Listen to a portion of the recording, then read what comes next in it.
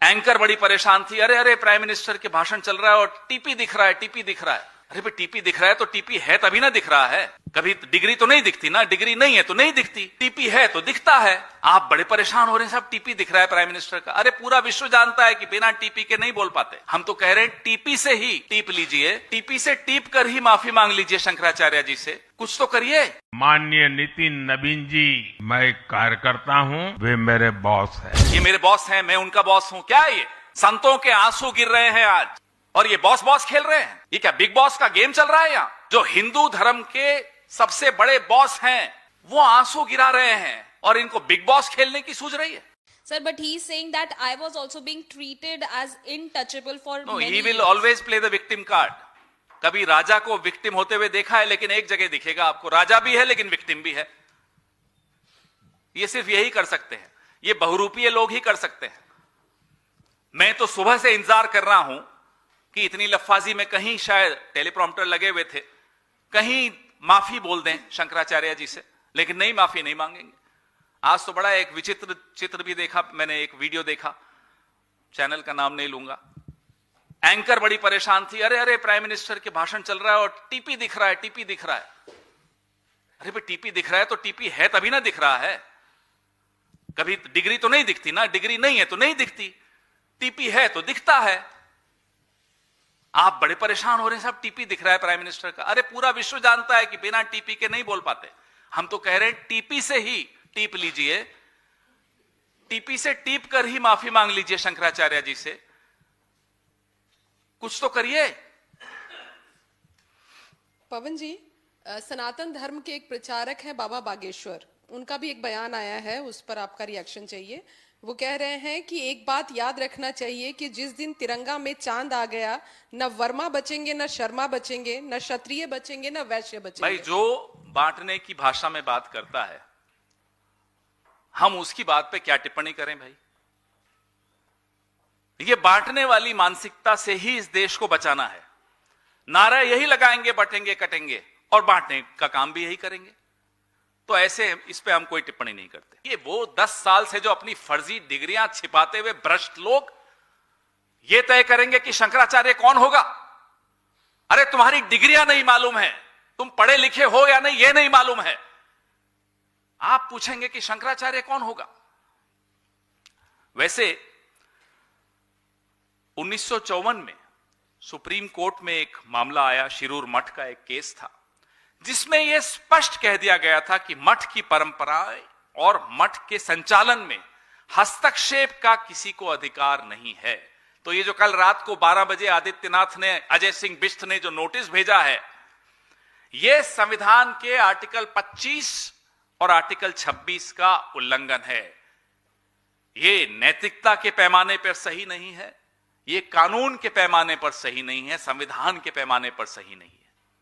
ये बेशर्मी है, ये बेहयाई है, ये निर्लज्जता है, उससे कम कुछ नहीं है।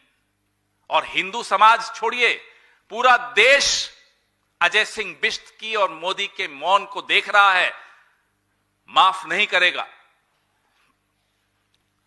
अब स्वामी अभिमुक्तेश्वरानंद जी सिर्फ इतना ही तो कह रहे हैं कि सनातन की परंपरा के अनुसार विधिवत स्नान उन्हें करने दिया जाए।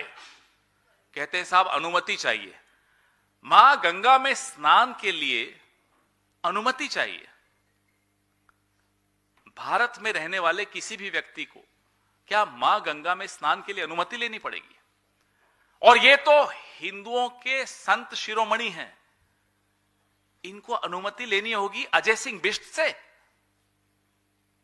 कि मैं गंगा में स्नान, और ऐसा स्नान जो पुरातन समय से चला आ रहा हो। खुद स्वामी अभिमुक्तेश्वरानंद जी कहते हैं कि 40 साल से तो वो कर रहे थे, उनको अनुमति नहीं है और उनको अनुमति लेने की जरूरत क्यों पड़ेगी? मां गंगा किसी की बपौती है? जो इनके गुणगान करता रहे उसके लिए वीवीआईपी, अडानी अंबानी के लिए अलग, जैसा कि कल मैंने आपको बताया महाकुंभ में व्यवस्था। और जिनसे समाज को खतरा है, मैं मोहन भागवत के राष्ट्रीय स्वयंसेवक संघ की बात कर रहा हूं, जिनसे समाज को खतरा है, उनकी सुरक्षा में करोड़ों रुपए खर्च कर दिए जा रहे हैं।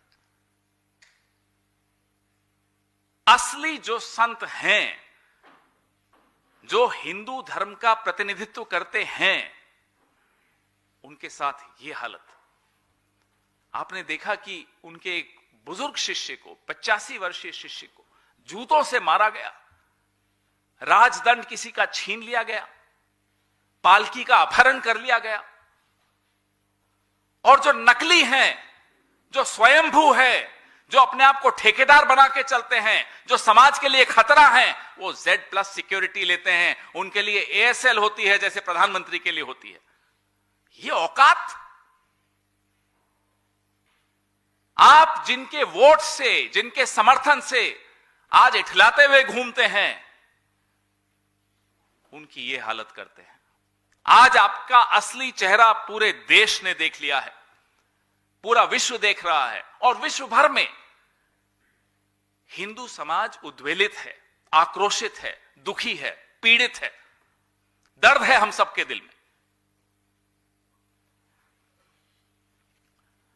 जो अत्याचार उत्तर प्रदेश में आप पिछले 48 घंटे से देख रहे हैं, क्या ये कोई मठ वाला बाबा कर सकता है? संत मठ वाले होते हैं, संत लठ वाले नहीं होते। ये लठ वाले आकर हमारे हिंदू धर्म पे कब्जा करके बैठे हैं, इन्हें माफ नहीं किया जाएगा। आज इनका एक नया अध्यक्ष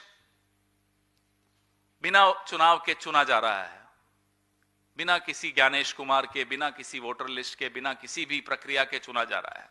और आज संतों के आंसू गिर रहे हैं, श्राप लग रहा है। आज जो हो रहा है यह ऐतिहासिक है।